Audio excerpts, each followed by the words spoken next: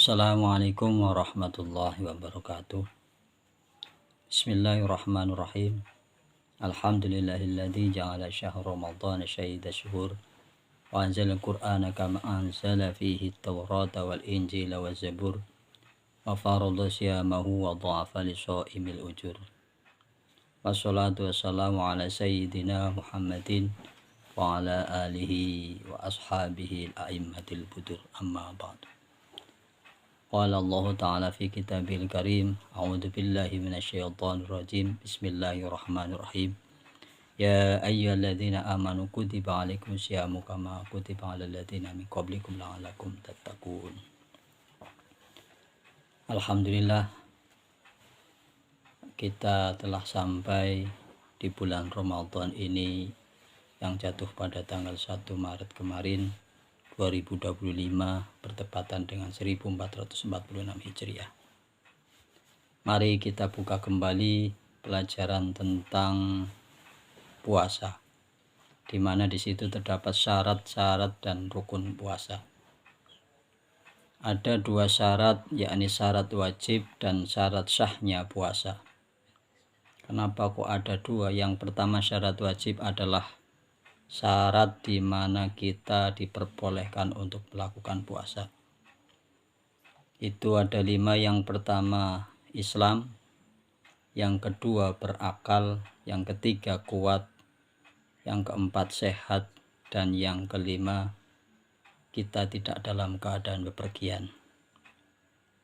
Adapun syarat sahnya puasa, yakni yang pertama Islam, yang kedua berakal, yang ketiga suci dari haid nifas, yang keempat ada di bulan Ramadan.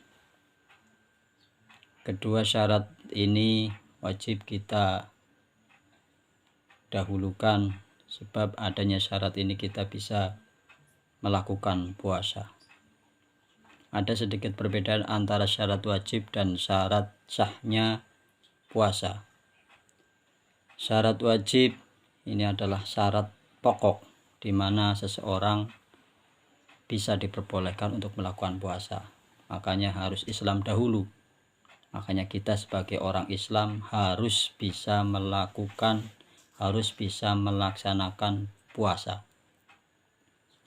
Sebab bagi orang Islam yang tidak mau melaksanakan puasa ataupun berbuka dengan tidak ada alasan syar'i, maka orang tersebut akan mendapatkan balasannya nanti, seperti yang tersebut di dalam hadis, man aftara yauman min Ramadan fi ghairi rukhsatin fakhasallahu azza wa jalla lahu lam yaqtingan huwa in soma ad-dahru kulluhu.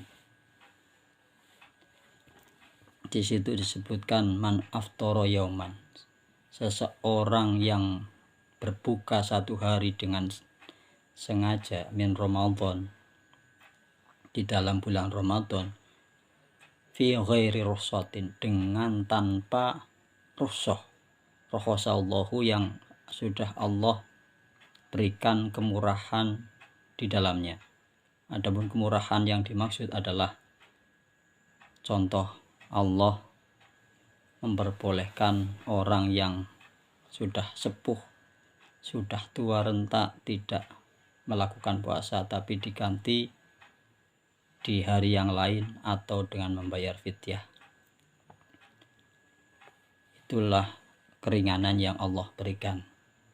Atau ketika kita di dalam bepergian, kita juga diperbolehkan untuk tidak berpuasa, atau kita dalam keadaan sakit, kita juga diperbolehkan untuk tidak puasa. Yang penting kita ganti di hari setelah puasa Ramadan. Di dalam hadis tersebut, walaupun nanti kita ganti, seumpama kita berpuasa 1 tahun pun, itu tidak akan bisa mencukupi untuk menggantikan puasa 1 hari yang kita tinggal. Na'udzubillah min dzalik. Jadi kita sebagai orang Islam harus, kalau kita sudah diberi kesempatan dalam keadaan sehat walafiat dan tidak ada alangan syar'i, kita wajib untuk melakukan puasa. Terus setelah syarat wajib, yakni adanya rukun. Rukun ada 3, yang pertama adalah niat, dan yang kedua menjauhi dari hal-hal yang membatalkan puasa, dan yang ketiga yang pastinya ada orang yang mau melakukan puasa tersebut. Niat di sini adalah ada sedikit perbedaan dengan niat-niat ibadah yang wajib, yang lainnya seperti halnya sholat, wudhu, dan yang lainnya. Kalau di dalam niat berpuasa, apalagi puasa wajib, kita wajib menginapkan niat tersebut, karena ada hadis Nabi yang mengatakan bahwasanya ketika seseorang tidak berniat di malam harinya dan lupa, maka tidak ada puasa baginya. Maka dari itu masalah niat ini harus kita perhatikan, karena untuk kelangsungan, untuk keabsahan daripada puasa itu tersebut. Yang kedua adalah kita menjauh dari hal-hal yang membatalkan puasa, entah sedikit ataupun banyak. Sesuatu yang bisa membatalkan puasa kita harus bisa menghindarinya. Sebagai contoh, ketika kita habis makan, alangkah baiknya kita harus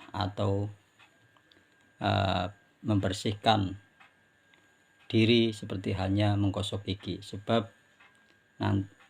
dengan menggosok gigi akan hilangnya sisa-sisa dari makanan tersebut. Karena adanya sisa-sisa makanan tersebut, ketika kita lupa tidak menggosok gigi, terus kita ketiduran, terus tiba-tiba siang hari ada sisa-sisa makanan terus kita telan, maka itu akan bisa membatalkan puasa kita. Terus yang terakhir,